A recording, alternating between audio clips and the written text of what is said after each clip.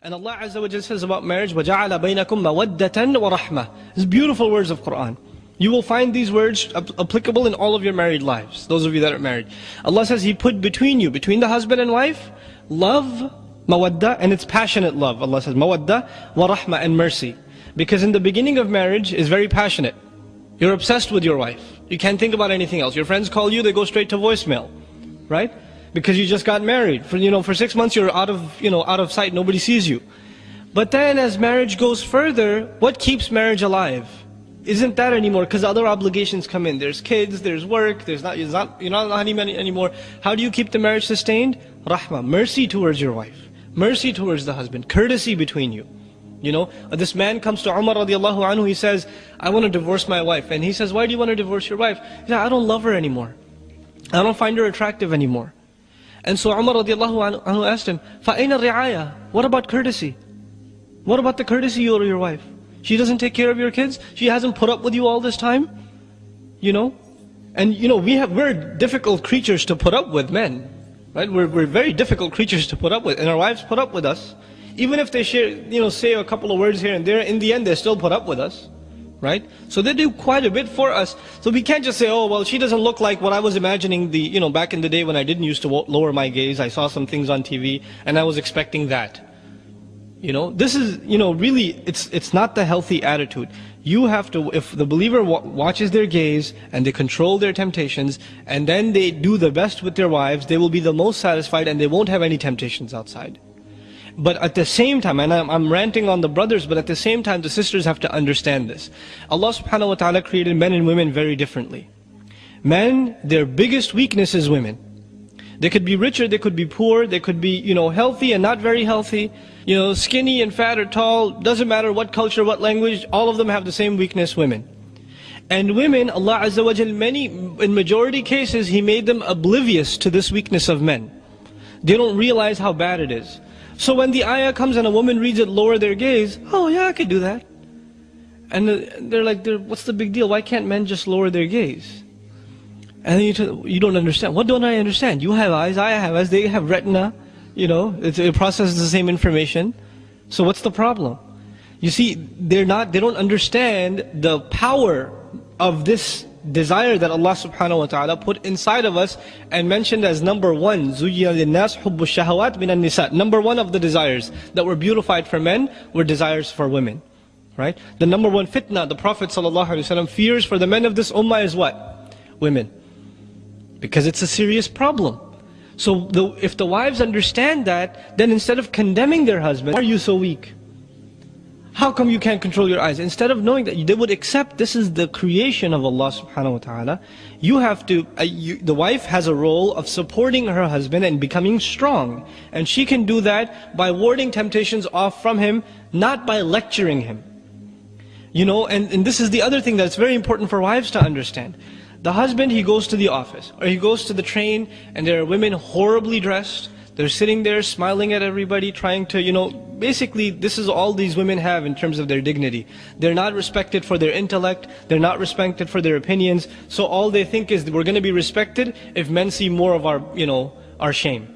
So they dress in indecent fashion because when men look at them, they feel kind of, self-respect, like I'm worth something, people are looking at me. That's basically what it is. It's really horrible, it's sad. But then they go to the office and the secretary's smiling at you saying, how are you, how was your day? What are you getting for lunch? Oh, you're fasting, oh that's nice. And they're smiling at you. And then you go, on every ad, women are smiling at you. And then you get home. And you open the door and the wife said, where were you? Oh, the train, the train was late. Oh, every day the train is late. Oh, I understand. And there's a frown every day. And the first day it's okay, the second day it's okay. 10 years of this, 12 years of this, what's going to happen? The husband has resentment towards the wife, even if he doesn't say anything. He's building resentment inside. And the simple solution of the Messenger ﷺ, a smile of the wife when the husband comes home. You know how big a deal this is? This is not a small thing. It stabs the husband when the husband comes home and the wife doesn't care. And he's very disturbed by that. He may not say something, but it really, really hurts husbands. And it hurts the relationship. And it comes out in weird ways. Now that they're hurt, they're kind of upset as they're having dinner. Oh, there's not enough salt in here. There's something wrong. And they're extra angry at the kids. They're frustrated. But the same scenario, the wife opens the door and she greets the husband with a smile. Just a smile, it's not expensive.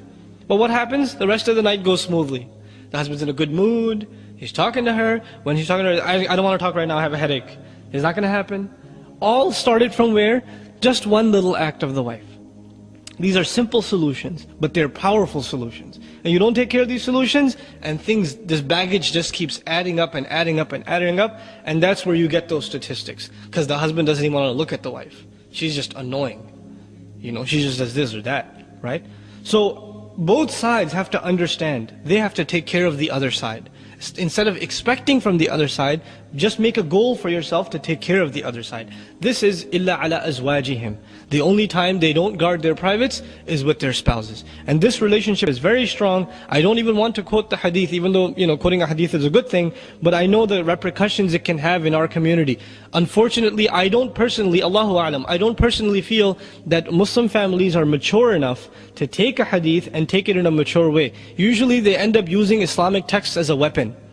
You know what the Prophet said about the wife who doesn't take care of her husband's need at night? He said this. You should be ashamed of yourself. Well, she's really going to be nice to you now. It's not a contest. You should be more like the Sahabiyat, and she'd be like, you're no Sahabi yourself, That's how it's going to be. So if you want to make it a competition, you will never defeat women, not your mother, not your sister, not your wife. You will never defeat them in argument. Because what they can come up with, you didn't even think of from the back of your head. Right? Allah put this in them. They have the power of speech, psychological speech, psychologically effective speech. So you have to learn to deal with that. The other thing, another piece of advice, just in terms of harmony between husband and wife, is that, argumentation. Men seem to think everything can be solved by reasoning and logical evidences, right? And they forget that Allah subhanahu wa ta'ala didn't create women in this simple black and white fashion. Women are complicated creatures. When you get married, many of you will testify your wife is crying one day, and you ask her, why are you crying? She'll say, I don't know. I'll talk to you later about it. And you say, no, really, is this something I did? No, leave me alone. I don't know. And they really don't know sometimes. And if they do, it's too complicated for you to understand, so they'll say you're not going to get it. Right? So they're complex creatures. And so you will learn this, and when you're not married, you'll learn this with your mother, and you will learn this with your sister. You try to reason with them, you give them reasons for why you did something that disappointed them. They'll say, oh, so you know so much better, fine. Next time, I shouldn't argue with you because you're so smart. Right? And their feelings will be hurt. Who just lost that argument? You did. Because you tried to reason. The way you argue, or you want to make your point with women, what's the best way to make your point with women? It's not by argument. The best way to make a point with your wife, to make a point with your mother, is actually the sunnah of the Messenger sallallahu alaihi wasallam. One, mercy. Second, silence. Silence. You know how effective silence is for good believing wives? If the husband is silent, then she will say, what's the matter? Is there something I did? But if the husband talks back, man, she will talk back way better than you can. Right? She will come back with a better rebound than you ever thought it possible. But if you're silent, and if there's an ounce of goodness in her, she will come and say, maybe even if I don't think it was my fault, I'm sorry. But the husband has to learn this technique of silence. And not silence with a frown and pushing her away. Just a little extra sad puppy face here and there. Try it with your mom, see if it works. And it will work with your wives also, inshallah ta'ala. Right? But this is important. These are the etiquette of marriage. The Messenger ﷺ, he could yell at his spouses. He could say harsh things to them. He doesn't. Because the relationship is so fragile, this relationship. And shaitan wants every opportunity to destroy it. And as soon as he destroys it, what's going to happen? Corruption in the Muslim community is going to happen. That's what's going to happen. Men are going to be not guarding their eyes anymore. And other things are going to happen. Scandals are going to spread. This is how they spread. From bad marriages. All the great tragedies that happen in the Muslim community that people don't even want to talk about because they sound so disgusting, where did they start? They start from a husband not taking care of the wife, and a wife not taking care of the husband. So this is at the heart of being a believer and sustaining our iman. Taking care of the wife and taking care of the husband. May Allah subhanahu wa ta'ala make us the best husbands and grant us the best wives.